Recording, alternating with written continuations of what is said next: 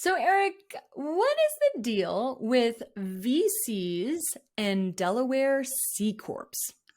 Ooh, Janelle, I am obsessed with Delaware C Corps, as are many of my peers in the venture capital industry.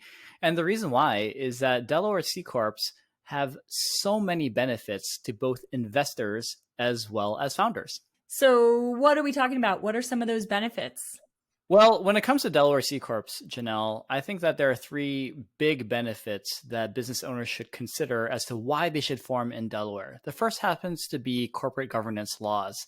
So there's a lot simpler rules around compliance. And even in cases of things like lawsuits, this is a very business favorable state where the laws are written to help business owners to stay in business. And it's much more relaxed and easier to do work there versus a lot of other states. So that corporate governance thing is one factor. The second thing that is a major benefit, and this is actually my favorite benefit of forming as a Delaware C Corp, is that it allows you to be exempt from paying lots and lots of taxes upon exit. Any sense of why this is the case, Chanel? Well, I've heard about this thing called QSBS. Can you explain that for our viewers? Yeah, so QSBS stands for Qualified Small Business Stock. Now, this is worth your Googling to get more of the details, but at a very high level, if you're a Delaware C Corp business, have ran this company for more than 5 years before your acquisition, then these are the circumstances which are relatively easy to meet that allows you to be possibly exempt from paying any federal taxes when your company gets acquired or IPOs.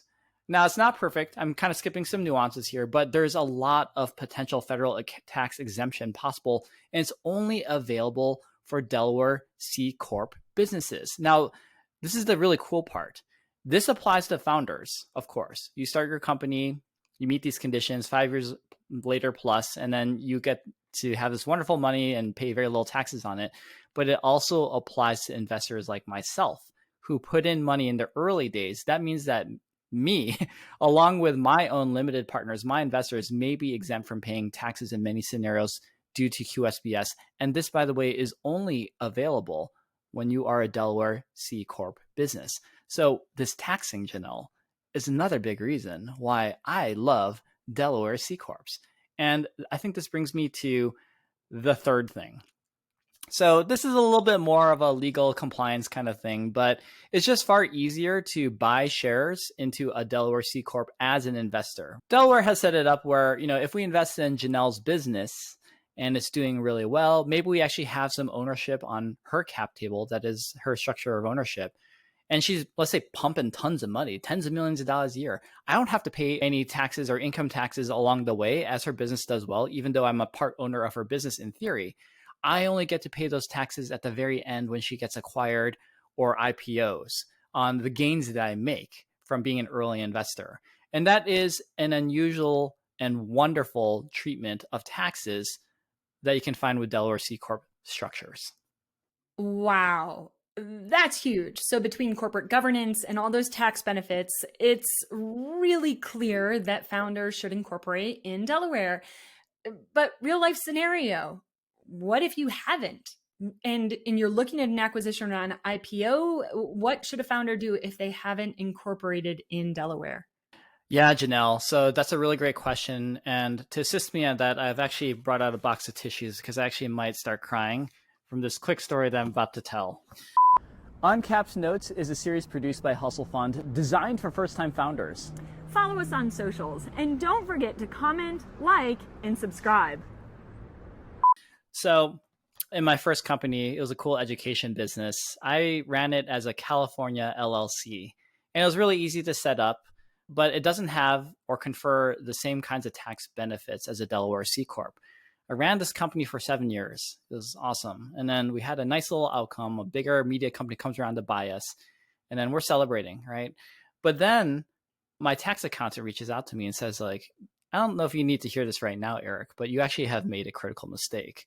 At any time before the acquisition, you could have converted super easily into a Delaware C Corp structure. And by the way, all those taxes that you paid, we could have paid a lot less. because you would have been able to retroactively apply things like qualified small business stock, QSBS, and things like that. So again, this is why the box of tissues is near me. Don't cry for Eric. At the end of the day, like if you're paying a lot of taxes, that generally means that you did well, right? But I don't want our founders or Uncapped Notes listeners to make the same mistake. If you're going down that venture capital path and trying to go for a really big outcome, and you think that you can do a little bit of optimization now with your taxes, switching over and flipping to a Delaware C Corp is pretty easy. In fact, there are a lot of lawyers and possibly even automated legal services that allow you to make that flip so that you can get some of those benefits that we're talking about. Wow, this has been an incredibly valuable episode of Uncapped Notes. So, founders, if you found this valuable, please give us a follow, subscribe to our channel. And if you have any questions, thoughts, drop those in the comments and be sure to like this episode of Uncapped Notes.